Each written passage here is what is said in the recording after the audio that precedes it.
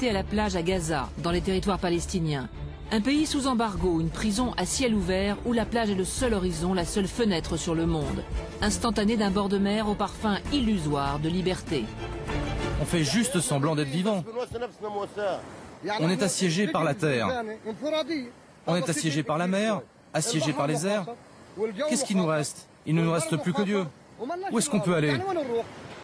Autant de visages qui ont fait la richesse de notre voyage. À Gaza, dans la bande de Gaza, territoire palestinien enclavé entre l'Égypte au sud et Israël au nord. Alors Sophie Bontemps et Yvon Baudin se sont intéressés au quotidien des Gazaouis, quotidien sous embargo, sous blocus et, comme l'année dernière aussi, sous les bombes. Ils nous ont ramené un reportage plein d'humanité, émouvant, un voyage au cœur d'un territoire prison où la cour de promenade est une plage longue de 40 km.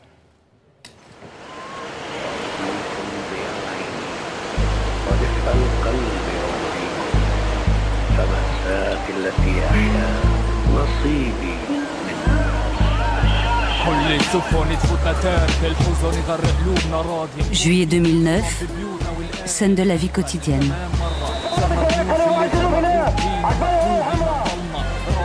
Cela pourrait se passer sur n'importe quelle plage de Méditerranée. Il fait 38 degrés et ici aussi, les surfeurs cherchent la meilleure vague. On reste ici sur le balcon, on y passe toute la journée et on regarde les gens à la plage. Et moi, je regarde mon fils, il est toujours dans l'eau. Il se débrouille très bien, je suis très fière. Tu le vois là, je lui fais des signes comme ça.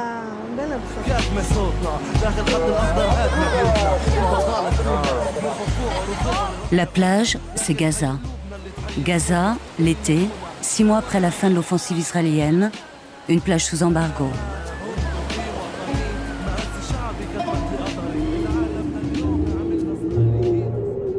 Depuis la fin de la guerre, la reconstruction n'a toujours pas avancé. 40 km de long, 8 km de large, Gaza est cette enclave, entourée de murs, de clôtures électrifiées infranchissables. Une prison à ciel ouvert, l'un des territoires les plus fermés du monde, les entrées et les sorties sont strictement contrôlées. Au nord, une porte tenue par Israël, c'est Erez. Gaza, comme une longue plage que l'on parcourt du nord au sud en moins d'1 heure. 1 500 000 personnes vivent ici. Au sud, des barbelés, c'est la fin de la route. La frontière avec l'Égypte, un point de passage vers le monde extérieur rarement ouvert. Au large, un patrouilleur de l'armée israélienne ferme l'horizon.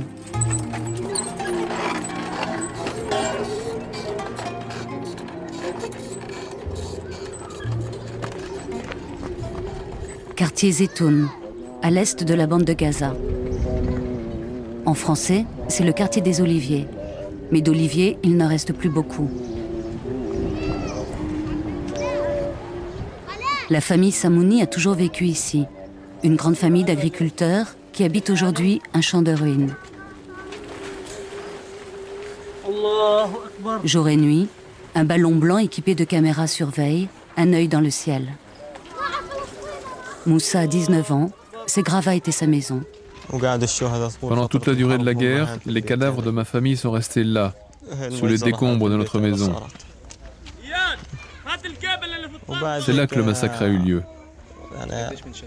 Il y avait ici 22 morts sous les pierres.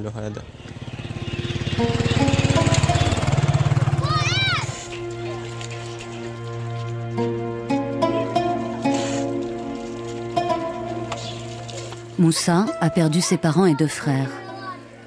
Moussa, sa sœur et les plus petits ont trouvé refuge chez un oncle. Dormir, manger entre des murs couverts de graffitis, les souvenirs laissés par les soldats israéliens lors de l'attaque de l'hiver dernier.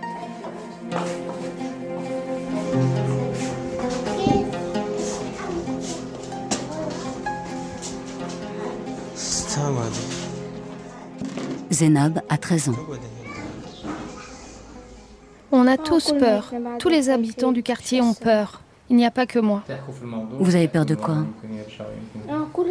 Ils disent tous que les soldats israéliens vont revenir. Pourquoi? Parce qu'on a porté plainte au tribunal pour crimes de guerre. Les gens d'ici discutent entre eux. On a vraiment peur qu'ils reviennent. L'autre jour, il y avait un avion pas loin et il tirait là, juste à côté.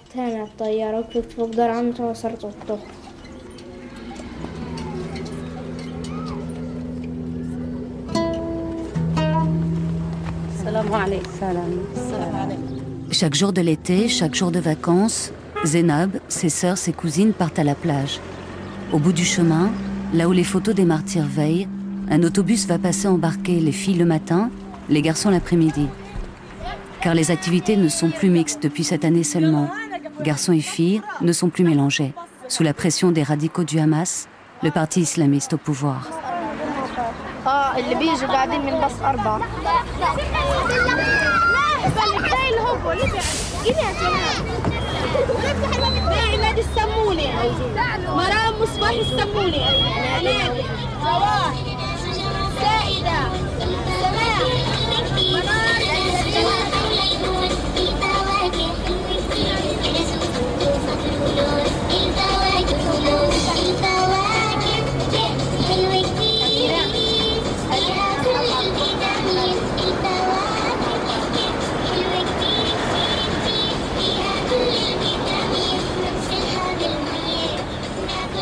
L'Agence des Nations Unies pour les réfugiés palestiniens a installé ses camps de vacances sur la plage tout au long de la bande de Gaza.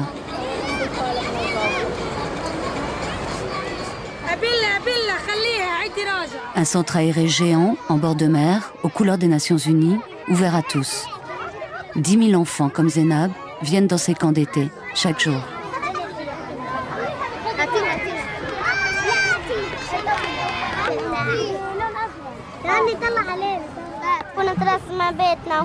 Là, j'ai dessiné ma maison avant les bombes, avant que la maison disparaisse. Quand le soleil s'est levé, après le départ des soldats, le soleil était très content. Des fois, je suis heureuse de dessiner. Quand je dessine mon quartier, je le dessine comme il était avant. Mais tout de suite, je me rappelle ce qu'il est devenu et ça me fait du mal.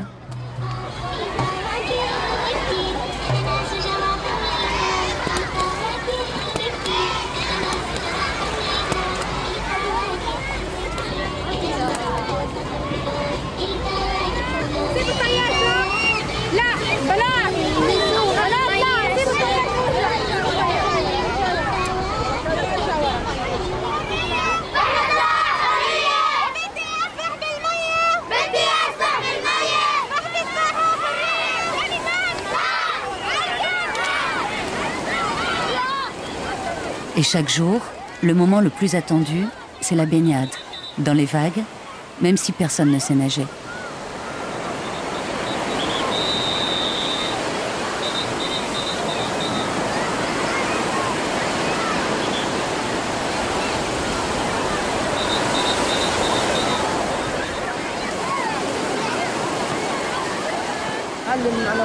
Notre rôle, c'est de leur remonter le moral, leur changer les idées ici à la mer, leur faire oublier les images de la guerre, parce que ces enfants vivent tous sous l'occupation.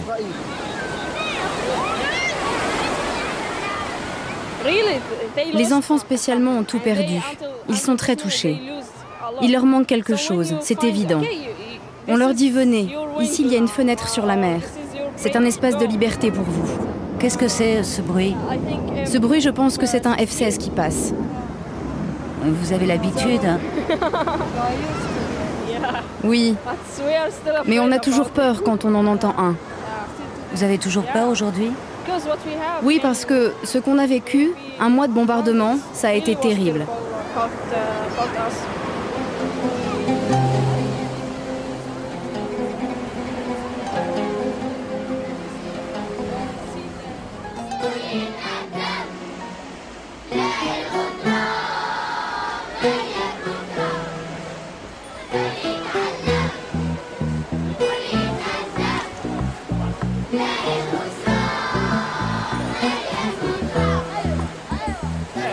Dans la cabane des maîtres nageurs sur la plage de Chakajlim, Mahmoud et Youssef préparent ce qu'ils ont de plus précieux à Gaza, pour le bonheur de la glisse et l'illusion de la liberté.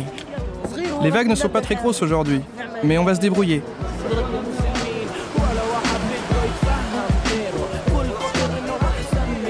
Les premières planches ont fait leur apparition à Gaza il y a 10 ans. Mohamed, le maître nageur, a découvert le surf à la télé. Depuis, ils sont quelques-uns à affronter les vagues avec des vieilles planches à voile de récup offertes par des missions humanitaires. Quand on monte sur les vagues, c'est ça que je ressens, une impression de liberté totale. En mer, personne ne peut m'empêcher de faire ce que je veux. Personne ne peut plus rien m'interdire. Personne ne me retient prisonnier. Quand je surfe, je suis plein de ce bonheur-là. Et quand j'arrive à faire des trucs comme les autres surfeurs, eh bien, je me sens moi aussi génial.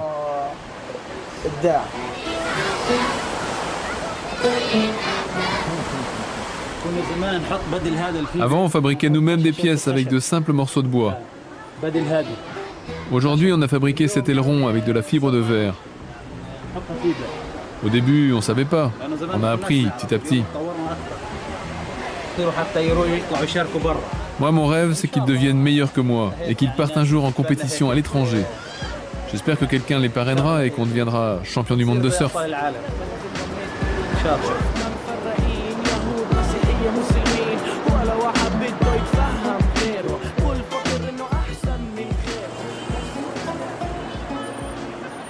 À Gaza, où tout, le ciment, les matériaux de construction, les pièces mécaniques manquent, il n'y a bien sûr pas de magasin de surf pour Mahmoud et ses copains. 6 mois après la fin de l'offensive, Israël maintient toujours un blocus rigoureux. Gaza est une enclave sous embargo depuis la prise du pouvoir des islamistes du Hamas en 2007.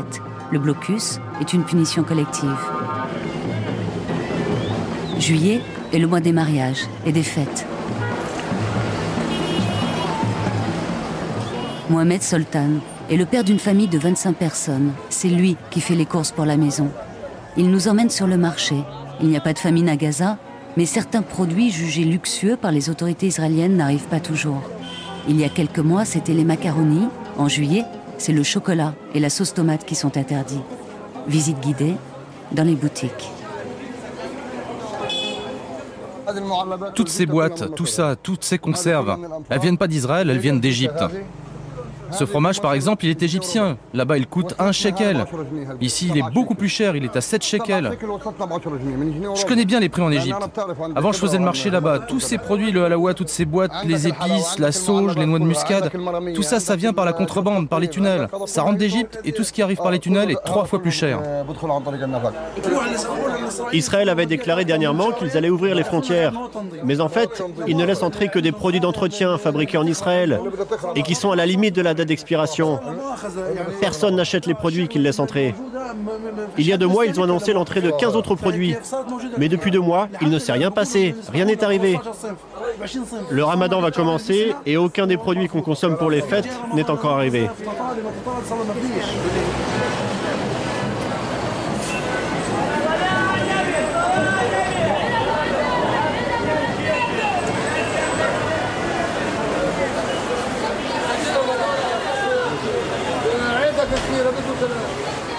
Ces fruits, ils viennent d'Israël. Les fruits qu'ils nous envoient à Gaza, c'est ce qu'ils appellent zourbet en hébreu. C'est la classe B. Si c'était de bonne qualité, ils l'exporteraient à l'étranger. Là, si tu regardes bien, tous ces fruits sont abîmés et dans les mangues, il y a des vers.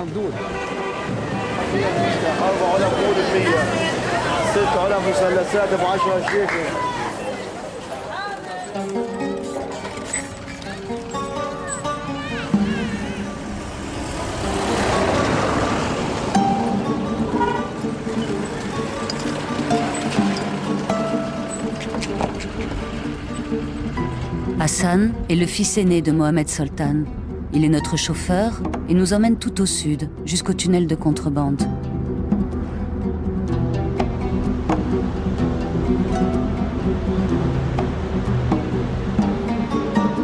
La contrebande est organisée depuis ici, depuis la frontière égyptienne à Rafah. Des tunnels de 200 mètres à 1 kilomètre de long sont creusés dans le sable et passent sous cette frontière. tout ce que les Israéliens ne laissent pas entrer transite sous terre, à 50 mètres des miradors égyptiens. C'est une véritable économie, la plus grande source d'emploi du pays.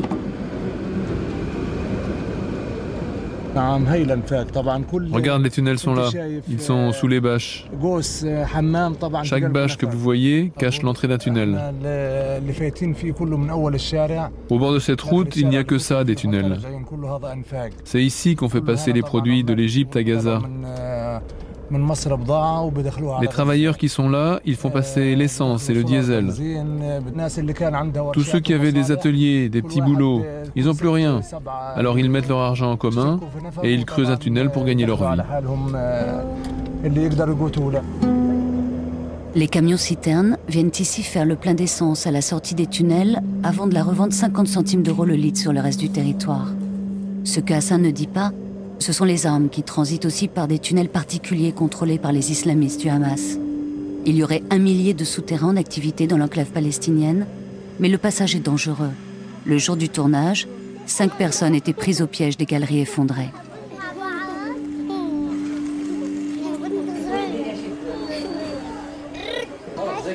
La famille Soltan, Mohamed le père, Hassan notre chauffeur, vivent dans cette maison sans porte et sans vitres aux fenêtres, 3 générations sous un même toit. Koussaï, le deuxième fils, est pêcheur. Mohamed le père ne travaille plus depuis la fermeture du territoire en 2000. Les photos de la famille racontent l'époque où tout le monde circulait et passait des vacances en Israël, quand le père était ouvrier sur les chantiers, là-bas. J'ai commencé à travailler en Israël quand j'avais 27 ans. J'ai pu me déplacer librement pendant 30 ans. Il n'y avait pas de checkpoint à RS, on n'avait pas besoin de laisser passer. Au pire, les soldats nous arrêtaient. On leur disait qu'on allait travailler, ils nous disaient « Allez-y ». D'Israël, ses petits-enfants ne connaissent aujourd'hui que les photos et les soldats. Les arbres étaient beaux, les êtres humains tranquilles. Les soldats israéliens n'ont rien laissé debout. Ni les arbres, ni les hommes, ni les pierres. Ils ont tout détruit. Aujourd'hui, je ne peux plus supporter de les voir, même en images. Quand les enfants regardent la télé, c'est vraiment trop dur. Jamais, jamais la paix ne viendra entre nous.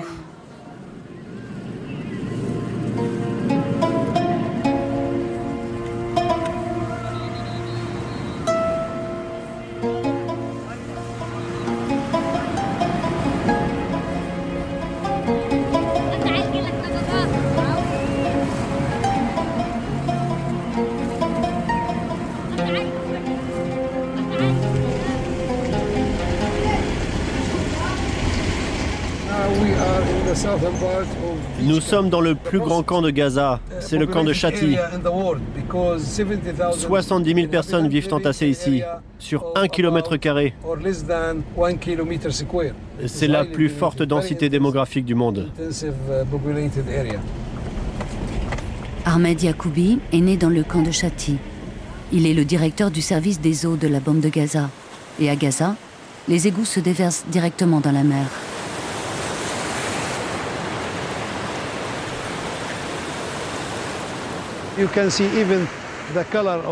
Comme vous pouvez le voir, la couleur de l'eau n'est pas propre du tout. Et nous avons analysé l'eau de mer à différents endroits de la côte. Nous avons relevé une augmentation importante de la pollution. Qu'est-ce qu'on trouve?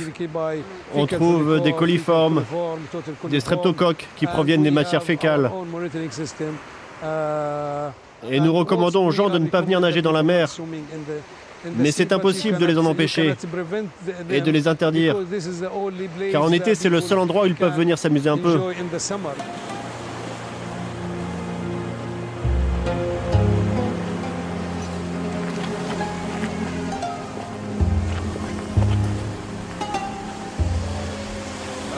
Bonjour, vous habitez où? J'habite ici, dans le camp. Aidez-nous à construire. Vous venez toujours et vous faites des photos, clic-clac, et après bye-bye, vous partez. Je vous demande, ça sert à quoi? Moi, je continue à vivre ici, dans la merde. Laissez-nous vivre avec les égouts. Donnez-moi du travail, même dans la merde. J'aurai pas honte. 80% de la population du territoire palestinien vit de l'aide humanitaire. Près de la moitié est au chômage.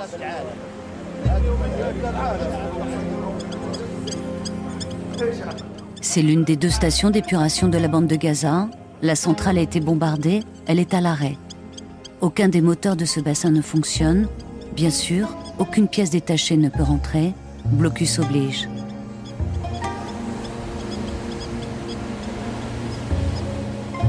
Alors, tout le long du littoral, des tuyaux comme celui-ci continuent à cracher des eaux polluées. 80 millions de litres d'eau non traitée sont déversés chaque jour en Méditerranée.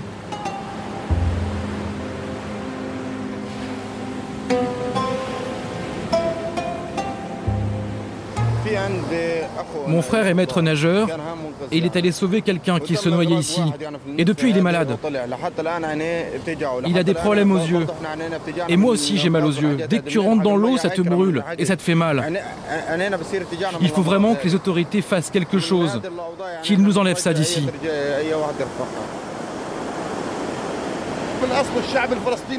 Le peuple palestinien n'a pas de santé. Il est usé, ça fait 1 million d'années qu'on est mort. On fait juste semblant d'être vivant. Regardez ce qu'on a gagné, 20 shekels, 5 € aujourd'hui. Avec 2 bateaux et tous les filets. Et on est 3. Ça veut dire quoi? Ça veut dire que les pêcheurs sont morts. Ceux qui gagnent de l'argent ici, c'est la police. Ils touchent un salaire à la fin du mois, mais les petits n'ont rien, ils sont morts. La date d'expiration du peuple est dépassée.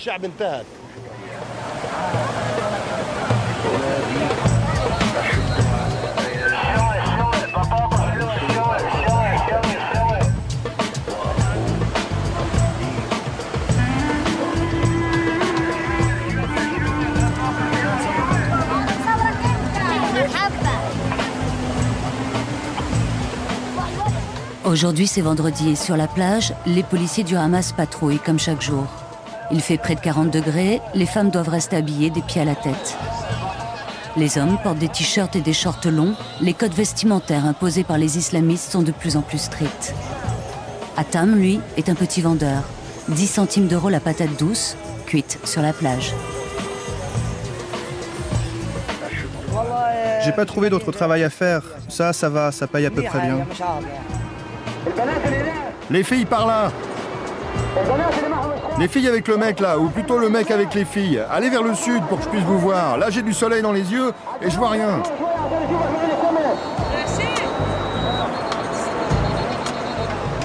Eh les jeunes là-bas, vous voulez mourir, c'est ça? Allez plus vers le sud. Si vous restez là, je peux pas vous voir à cause du soleil. J'y vois rien, je vous dis. Allez-y, bougez. Allez vous baigner tous ensemble vers le sud.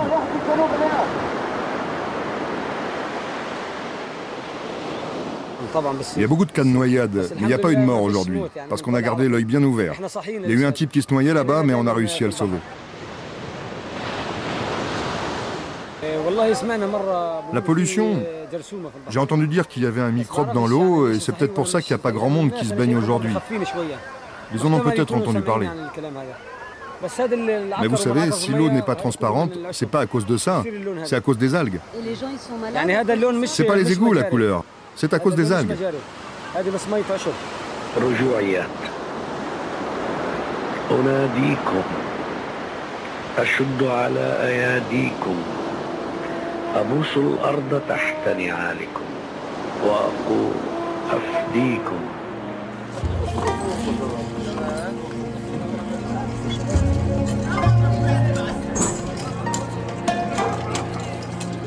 Sur le port, c'est le petit matin. Un vent de brume et de chaleur enveloppe la bande de Gaza. On a rendez-vous avec Koussaï pour embarquer à bord de l'un de ses chalutiers. Les bateaux à Gaza n'ont plus d'âge. On s'étonne presque qu'ils arrivent encore à naviguer. Moi, j'ai toujours eu envie de quitter Gaza, définitivement, de partir. Ouais, de ne plus revenir. Ouais, c'est ça, ne plus revenir. On a envie de sortir d'ici, ne plus jamais voir Gaza, à cause de toute cette souffrance, à cause des bateaux militaires, à cause de l'embargo, de l'enfermement. Ils nous étranglent avec l'embargo.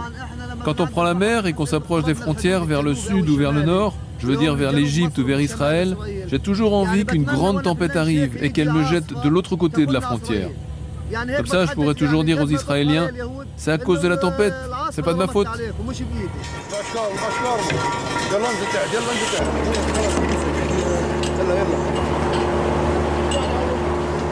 Le chalut est traîné à moins de 2000 des côtes. Il faut plusieurs heures avant de le remonter.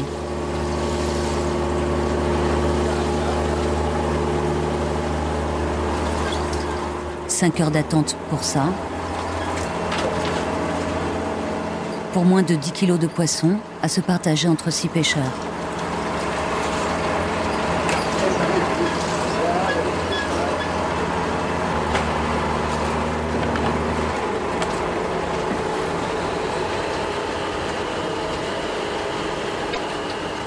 Vers le nord, on est presque à la frontière avec Israël. Regardez, regardez, il arrive, il est là-bas. Les bateaux militaires sont là au large. Ils empêchent tous les chalutiers d'approcher à moins de 2000 des frontières. Tu as entendu l'obus? Qu'est-ce que tu veux de plus? Et ils viennent d'en balancer un autre. Il va pas venir sur nous. Il continue à tirer pour qu'on se casse, c'est tout. Mais si on continue vers le nord, vers la frontière, là ça va vraiment faire mal. Il n'y a plus de compromis maintenant. Ils te tuent direct, au lieu de t'arrêter comme avant. Avant, on jouait aux gendarmes, aux voleurs, mais ils rigolent plus maintenant. Ils envoient un obus et ils s'en foutent si on meurt ou pas. Il n'y a pas d'humanité. Ils comprennent pas qu'il s'agit d'êtres humains sur les bateaux de pêche. Pour eux, on est des terroristes, rien d'autre. Non, vous inquiétez pas, c'est normal. L'obus est tombé à moins de 20 mètres. Le moteur du chalutier porte toujours les traces des balles israéliennes. Il y a des accidents chaque jour à Gaza.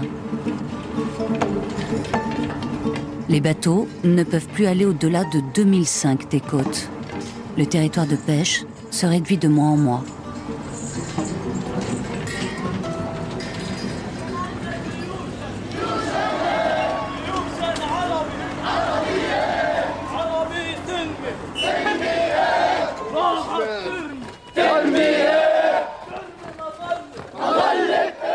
Eux n'iront pas à la plage aujourd'hui.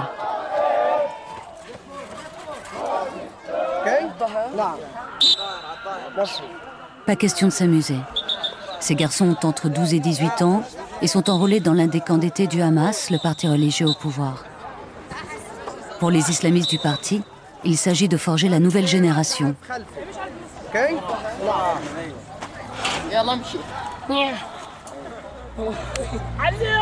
Et les méthodes des moniteurs sont plutôt musclées.